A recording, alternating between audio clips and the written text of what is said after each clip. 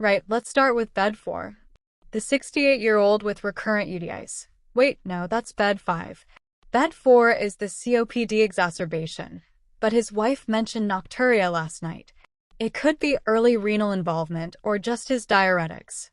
Actually, bed 4 is the diverticulitis case.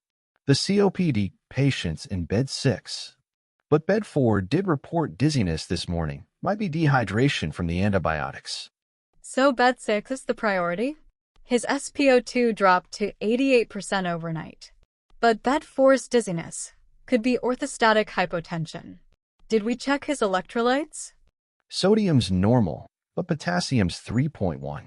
And bed 6's ABG shows respiratory acidosis, consistent with COPD. Fine, let's adjust bed 6's BiPAP first. But monitor bed 4's potassium. If it dips further, we'll need 4 replacement.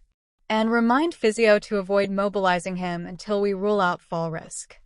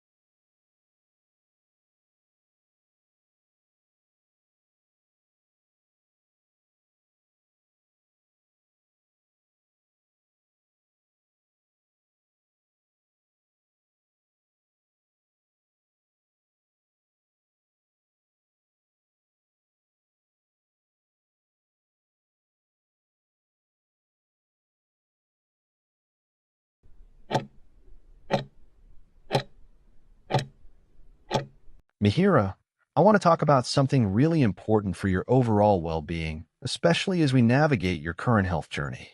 Think of your body as your most trusted companion. It deserves gentle care and consistent nourishment, not just for your physical health, but for your mental strength too. Focusing on healthy habits means making small, sustainable choices every day. This includes choosing balanced, nourishing foods that truly fuel your energy, rather than restrictive dieting. It also means incorporating regular, gentle physical activity into your routine. This isn't about strenuous workouts. It's about finding movement you enjoy that keeps your joints flexible and your spirit lifted. Crucially, prioritize adequate sleep, as this is when your body and mind do their essential repair work. Equally vital is nurturing a positive body image. In today's world, it's easy to fall into the trap of social media comparisons, which often give a distorted view of reality. Instead, I encourage you to shift your focus away from weight or specific appearances and towards your overall well-being. Celebrate your body for what it does, the way it allows you to move, to think, and to connect with the world. Your value is defined by your strength, resilience, and happiness, not a number on a scale.